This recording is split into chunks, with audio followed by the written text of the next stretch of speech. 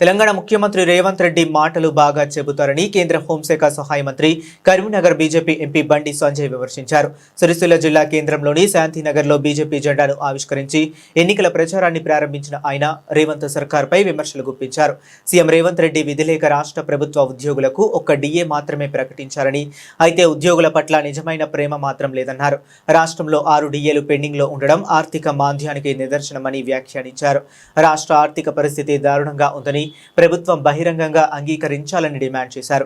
ఈ అంశంపై ఎవరైనా కోర్టును ఆశ్రయిస్తే ప్రభుత్వానికి తీవ్ర ఇబ్బందులు తప్పవని హెచ్చరించారు. రాష్ట్ర ప్రభుత్వం ఉద్యోగస్తులు తెలుదనుకుంటున్నారు. గతంలో రాష్ట్ర ముఖ్యమంత్రి గారు ఏమన్నారు, లేదు ఇప్పటి రెగ్యులర్ డిఏలు ఇచ్చేస్తాము, బీఆర్ఎస్ పార్టీ ప్రభుత్వం ఇయ్యలేదు, మోసం చేసింది, మేము ఇస్తాము అని చెప్పన్నారు. ఇంతవరకు డిఏలు ఇవ్వకుండా మళ్ళీ ఇప్పుడు ఇంకో డిఏ ఇస్తే 7వ డిఏ అయితే అని చెప్పి ఇవాళ ఇచ్చారు. వాళ్ళు కాబట్టి ఎవరైనా ఉద్యోగస్తులు కోర్టు పోయిననుకోని అనుకోకుండా కోర్టు పోతే కోర్టు ఏమి ఉత్తర్వుస్తుంది, పూర్తిగా 6 డిఏలు ఇవ్వాలని చెప్పి కోర్టు ఉత్తర్వు ఇచ్చే అవకాశం ఉంది. దానికి భయపడి ప్రభుత్వం కోర్టుకు భయపడి ఆర్థిక మాంద్యం ఏర్పడుతుందని భయపడి వారు డిఏ ఇచ్చింది తప్ప ఉద్యోగస్తుల ప్రేమ కాదు. సంక్రాంతి పండుగ అసలే కాదు, దసరాకి ఇస్తాను వాళ్ళే ఇయ్యలే. దాంతో పాటు ₹1,00,00,000 ప్రమాద బీమా నువ్వు ఎవరిస్తున్నారు? ప్రభుత్వం ఇస్తుందా, బ్యాంకులు ఇస్తున్నాయా? బ్యాంకు అకౌంట్ ఎవరి దగ్గర ఉన్నా కూడా వాళ్ళకి 20 లక్షల బీమా ఆటోమేటిక్ ఇస్తున్నారు. ఇలా ఉద్యోగస్తులకు బ్యాంకు ₹1,00,00,000 బీమా ఇస్తున్నారు. దాన్ని పట్టుకొని మేము ₹1,00,00,000 ప్రమాద బీమా ఇస్తున్నారు. అది ప్రమాద బీమా కోసము రాష్ట్ర ప్రభుత్వము ఎంత బడ్జెట్ కేటాయించింది రాష్ట్ర ప్రభుత్వం చెప్పాలి. ఉద్యోగస్తులకు ₹1,00,00,000 ప్రమాద బీమా అన్నారు కదా, ప్రకటించామన్నారు కదా, ఎంత బడ్జెట్ ఇచ్చారు మీరు? పదవీ విరమణ పొందినటువంటి ఉద్యోగస్తులకు వాళ్ళకి ఇవ్వాల్సిన బకాయిలు ఇయ్యక వాళ్ళు మోసం చేస్తున్నారు. మీరు వాళ్ళ పైసలు వాళ్ళకి ఇవ్వమంటే పైసలు ఇస్తలేరు. మీరు అడుగుదామని హైదరాబాద్ లాఠీ చార్జ్ చేసి అరెస్ట్ చేసిన పాపం వాళ్ళకి నడవరాదు, వాళ్ళు కూర్చోరాదు, వాళ్ళు కళ్ళు కనబడ్డాయి.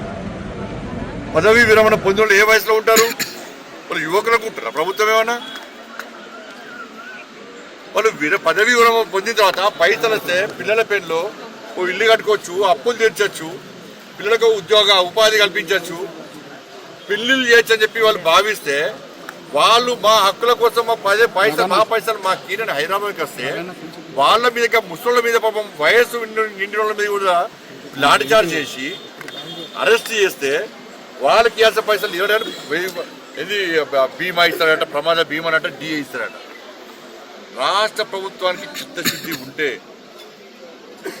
ఉద్యోగస్తులు ప్రేమ ఉంటే వెంటనే మీరు 6 డిఏలు 6 డిఏలు కనీసం 3 డిఏలు ఒక 3 డిఏలు ఆ ప్రభుత్వం బీఆర్ఎస్ పార్టీ ప్రభుత్వం ఇస్తారని మీ కోట వేసి గెలిపిస్తే మీరు కదే ఆ 2 డిఏలు మీరు వచ్చాక 4 డిఏలే 2 సంవత్సరాలే 4 డిఏలు ఇవ్వాలి.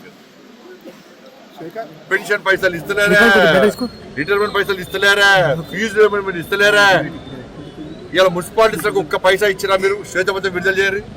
తెలంగాణ రాష్ట్రంలో ఏ మున్సిపాలిటీకి 2 సంవత్సరాల కాల వ్యవధిలో ఎన్ని కోట్ల రూపాయలు ఇచ్చారో, కోట్లెక్కడి ఎన్ని వేల రూపాయలు ఇచ్చారో చెప్పు చాలు. కోట్లెక్కడి ఎన్ని వేల రూపాయలు ఇచ్చారో విడుదల చేయరు. కోట్లు లక్షల పక్క పెట్టి ఏ మున్సిపాలిటీకి ఎన్ని వేల రూపాయలు ఇచ్చారో విడుదల చేయరు శ్వేతపత్రం. కాబట్టి ఉద్యోగస్తులు ఆలోచించాలి, ఉద్యోగస్తులు ఆందోళన చేయాలి. మీకండగా భారతీయ జనతా పార్టీ ఉంటుంది. రాష్ట్ర ప్రభుత్వము ఇలా కేంద్రము యథావిధిగా డిఏలు ఇస్తున్నది, ఎక్కడ పెండింగ్ లేవు. రాష్ట్ర ప్రభుత్వం ఇవ్వాల్సిన డిఏలు మాత్రం ఇస్తలేదు. కాబట్టి ఉద్యోగస్తులు ఆలోచించుకోవాలి.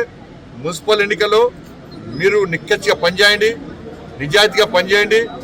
ఇవాళ ఈ కాంగ్రెస్ పార్టీ ప్రభుత్వానికి బుద్ధి చెప్పి భారతీయ జనతా పార్టీకి మున్సిపల్ ఎన్నికల్లో, కార్పొరేషన్ ఎన్నికల్లో మీరు విజయం చేకూర్చి పెడితే ఈ ప్రభుత్వం భయపడుతుంది తప్ప మీరు భయపడి ఇంట్లో ఉండి డిఏలు కావాలంటే డిఏలు ఇచ్చే ప్రభుత్వం ఇది కాదు.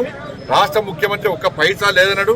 కానీ మీకు అండగా ఉండి మీకోసం కొట్లాడడానికి భారతీయ జనతా పార్టీ సిద్ధంగా ఉంది అని చెప్పి ఇలా తెలియజేస్తుంది.